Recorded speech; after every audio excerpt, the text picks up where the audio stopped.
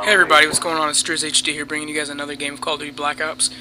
Today I'm playing some ground war domination on the map Array, and the class that I'm using is the M16 with red dot, which is one of my favorite classes in this game, because I prefer the M16 over the G11 because it just seems like it gets a lot more one burst kills than the G11 does. But that's besides the point, and I'm using hardline, sleight of hand, and hacker.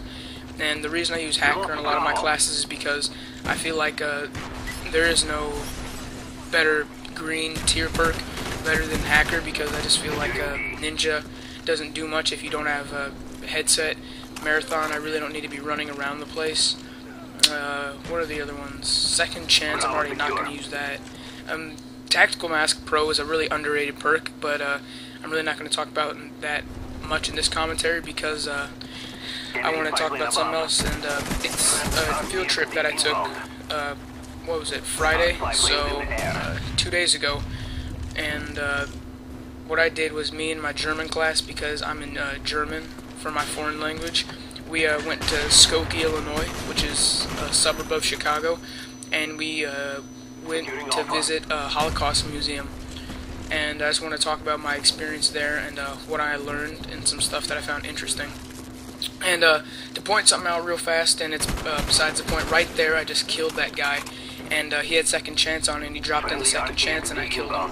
But as you see, I picked up an AK-74U from him, which means that there is a point in which when they drop in a second chance that they still have their primary out, and that just proves it right there, how I picked up his AK-74U after he fell in the final second chance. So when I went to Skokie, and I live about 2.5–3 hours away from Chicago, so first of all we had to spend that much time in a cramped up little school bus. When we leave, I had to wake up from my house at 5:30 to get to my school at 6:15, I think, 6:20, and then we got on the road about 6:30, and then we got there at about 9. Yeah, about 9:15, and that right there was terrible. I really did not enjoy the bus ride itself. But what also that happened at the museum was we had a 2-hour-long tour about the Holocaust, and I'm pretty sure a lot of people know about the Holocaust. And if you don't know about the Holocaust, which I shouldn't even say this, because I'm pretty sure everybody knows about the Holocaust, because I'm pretty sure it's mandatory to teach in every school.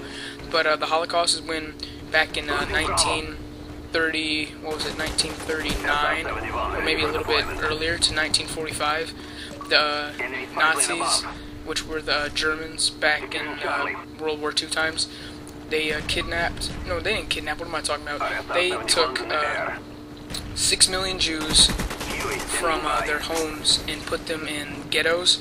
And if you don't know what a ghetto is, it's basically like a slum. And I know everybody's like, oh, that's ghetto, this is ghetto. Those aren't actual ghettos. What this ghetto was there were many ghettos that they put the Jews into, mostly in Poland. There was the Warsaw Ghetto, and there was another ghetto. And these ghettos basically were, you didn't have a lot of food, very little resources, so everything that you could get was very hard to find, and a lot of people starved to death and also died of disease, because disease was really prominent in a small enclosed area. So basically, this is what I'm going to show you. So this is the Warsaw, this is all of Warsaw, it's a city, and then this little segment right here is the Warsaw Ghetto. So basically all the people in Warsaw were forced in this tiny little space, and then sometimes houses that were meant to accommodate maybe 5–6 people had 20 people in them. So everything was uncomfortable, and it was a really bad situation. But after that, the Nazis took the Jews to work camps, and they told them they were going to better places, it was going to be safer, and they were just going to work. And they loaded Jews into these cattle cars, which are meant to hold cattle, but at most they're maybe about to hold comfortably maybe about 8 or 9 people. But no, they fit 100. Well, not 100's a really drastic number. I've heard that they fit 100, but I don't know. But I've heard that they fit 100 Jews in one cattle car. And so I'm done giving you guys a history lesson. I'm going to tell you more about the experience that I had at the museum. So we took a tour, and for the most part, it's going to sound really disrespectful, but it was a really boring tour. Our tour guide was a bitch, and it was not great, but I learned a lot of stuff that I was interested about, such as we got to actually go inside of an authentic cattle car that was used in the Holocaust, and that was a pretty cool experience. And what else did we get to do? We got to well, we walked around and we saw an actual Nazi tag of like someone that was in the Nazi army. They had some of their tags, and at the very end there was a guest speaker. I forget her name, but she was French, and her parents were actually in the Holocaust. They actually went to Auschwitz, which, if you don't know what that is, it's the most famous and most deadly concentration camp in all of Poland, and basically all of the Holocaust, because I think 1.5 million Jews were killed there. And I don't want to sound like disrespectful for saying this, but Jews were, yes, by far the biggest group of people that were killed, but there were actually 11 million people killed in the Holocaust. 6 million of them were Jews, and 5 million of them were mixed between, communists, gypsies, homosexuals, and other people that the Nazis didn't like. And so we had a Holocaust survivor, and she told a really good story at the end of the tour. And then the funniest thing happened. Well, I mean, it's not funny, but I felt extremely bad for it for the longest time. But we were walking back to our bus, and we were leaving the museum, and then we were about to cross the street, and then this person in an Audi A8, but if you don't know what that is, it's a really nice, expensive car, and that person just came in the middle of the street when we were trying to cross.